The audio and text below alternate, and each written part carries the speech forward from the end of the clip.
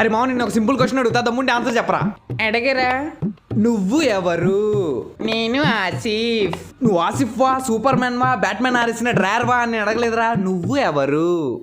నేను స్టూడెంట్.